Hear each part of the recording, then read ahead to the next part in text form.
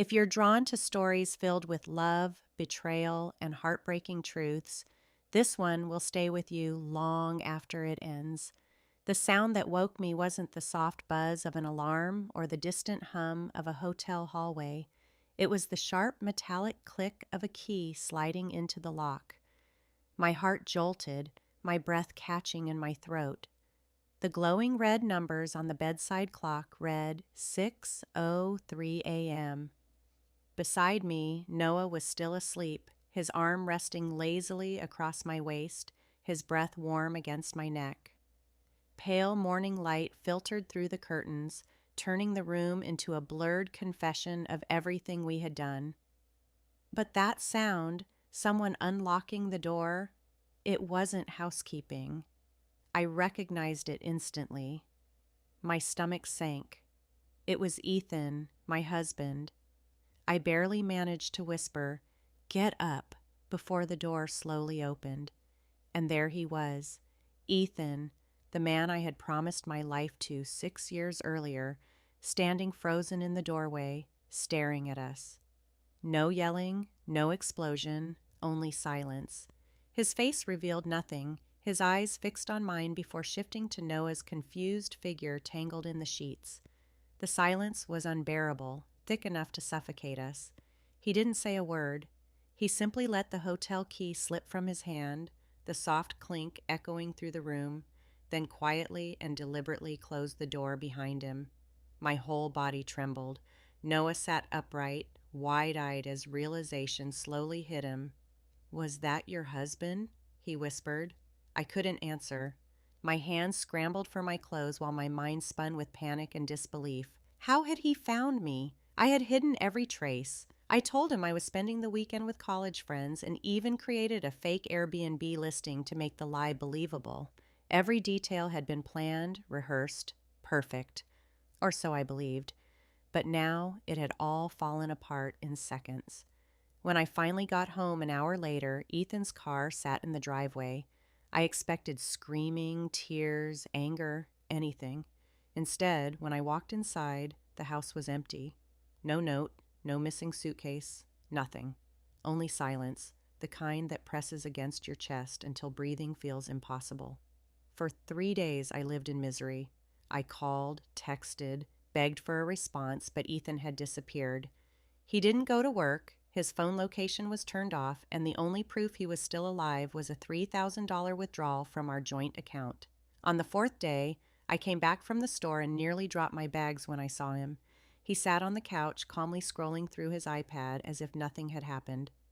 "Hi," he said, his voice steady, almost painfully normal. My throat tightened. "Ethan, please, I'm so sorry. I don't even know where to begin. Just please let me explain." He looked at me with a calmness that terrified me more than rage ever could. "How long?" he asked. That pause, that hesitation told him everything. The truth was already written across my face. I sank onto the edge of the table, words spilling out between sobs. "It started a few months ago. I never meant for it to become this serious. I was lonely. You were distant, and—" He raised a hand. "Stop. I don't want excuses. I just wanted to know if you'd lie." His voice stayed calm, detached. Then, more quietly, almost to himself, he added, "I didn't go to the hotel to catch you. I went there to surprise you. You'd been stressed, so I booked a spa package for you. When I arrived, the receptionist told me my wife had already checked in with another man." My heart collapsed inside my chest. I couldn't even speak. "I saw enough," he said simply. That was all there was to say.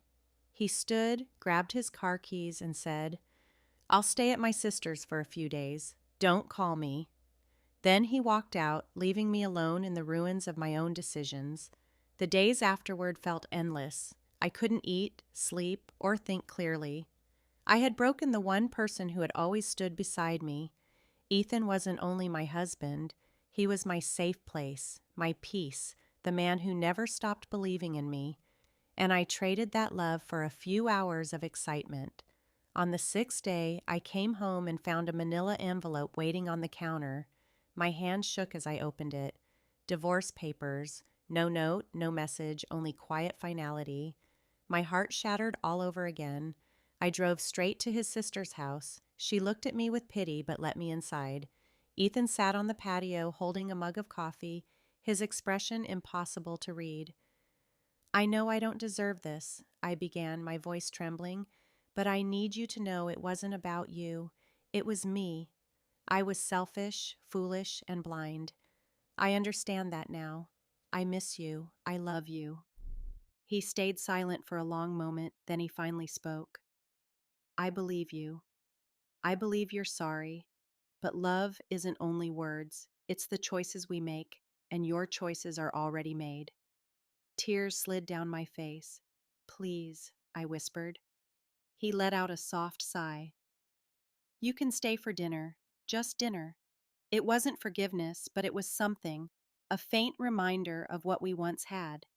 We ate quietly, talking about ordinary things, his niece's ballet recital, my work, meaningless conversation filling the empty space where love used to exist. When I reached for his hand, he gently pulled away. I'm not there, he said, and I don't know if I ever will be. 2 weeks later, I woke up to a message from him, a photo. Ethan smiling beside another woman, her hand resting softly on his. No caption, no explanation, only a truth I could no longer avoid. He had moved on. In that moment, I finally understood. This wasn't revenge, it was consequence. I hadn't just betrayed him in a hotel room. I had destroyed the life we built together, shattered a man's faith in love, and buried the future we were supposed to share. The cruelest part was that I still loved him, but love cannot erase the damage we cause. Sometimes, I'm sorry comes far too late, and the person you want back has already learned how to live without you.